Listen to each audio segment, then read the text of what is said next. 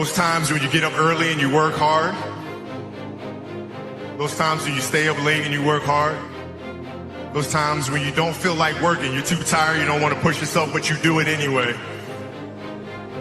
That is actually the dream.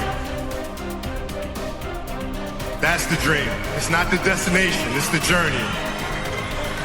And if you guys can understand that, then what you'll see happen is that you won't accomplish your dreams. Your dreams won't come true. Something greater will. It's an amazing thing about passion.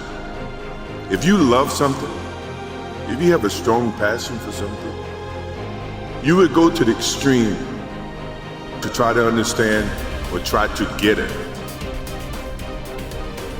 Whatever you have a love for, if you have to walk, you would go get it. If you have to beg someone, you would go get it.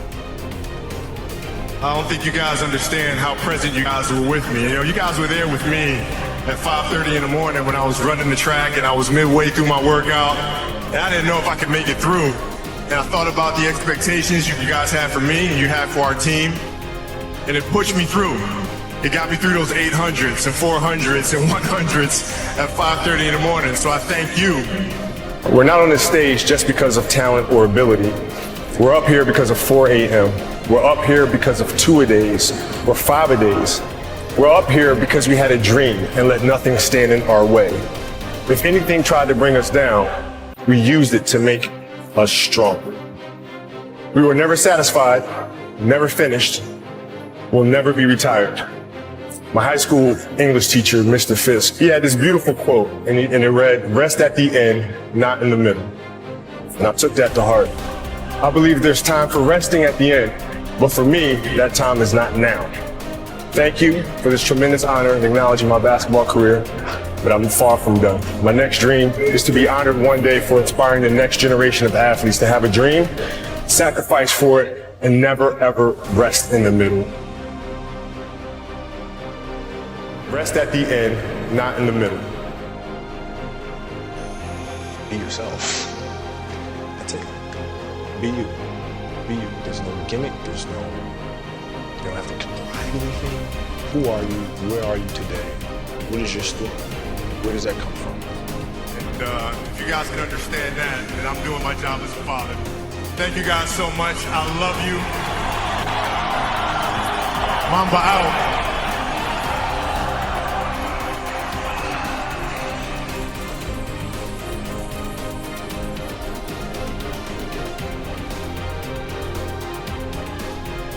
Because if you play with the fear of failing, you'll have the pressure on yourself to play, to capitulate to that fear. If you play with the sense of I want to win, then you have the fear of what happens if you don't.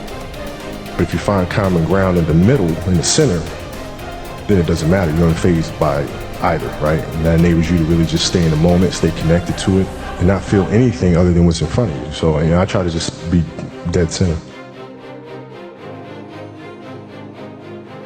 You start with, what do you want your game to be? What would make your game most unstoppable or hard to deal with? And now you work backwards from there. And you start building it one piece at a time, one move at a time, one counter at a time. Who would Shaq be if he had your work ethic? He'd be the greatest of all time. If Shaq had your work, he'd be the greatest of all time. Greatest of all time by a mile. Sure. He'd be the first to tell you that, for sure. I mean, this guy was a force like I have never seen. I mean, it was crazy. A guy at that size, generally guys at that size are a little timid and they don't want to be tall. They don't want to be big. And this dude he did not care. He was mean. He was nasty. He was competitive. He was vindictive. I mean, I wish he was in the gym. I would have had 12 rings. If he had the work ethic. My God, yeah.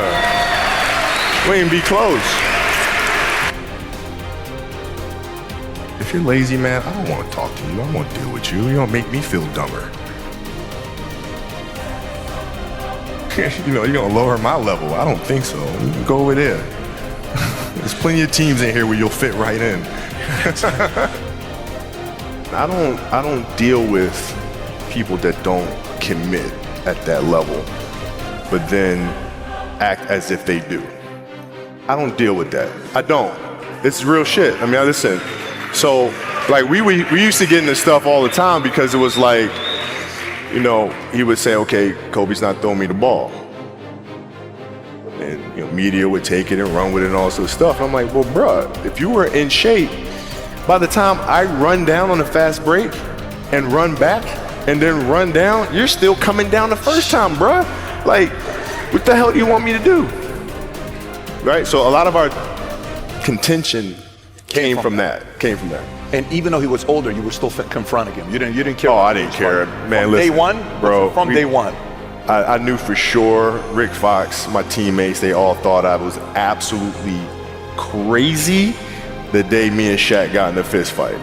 After that day, they were like, okay, Kobe, you're certifiable. Fist fight. Oh, yeah. Fist fight. I'm not backing down. Listen, either you're going to whoop my ass or we're going to have a night. But, you know, ain't no way.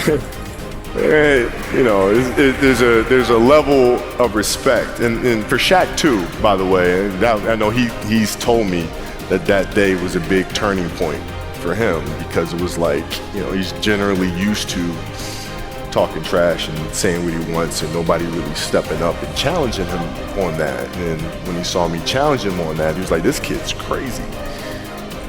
All right, I can win with that." You know, and so that's kind of the beginning of our relationship, I think. That's probably never happened to him. That's probably not something that's common to him. No, I mean, also 7 feet tall since he was 3 years old or something, right? It was all.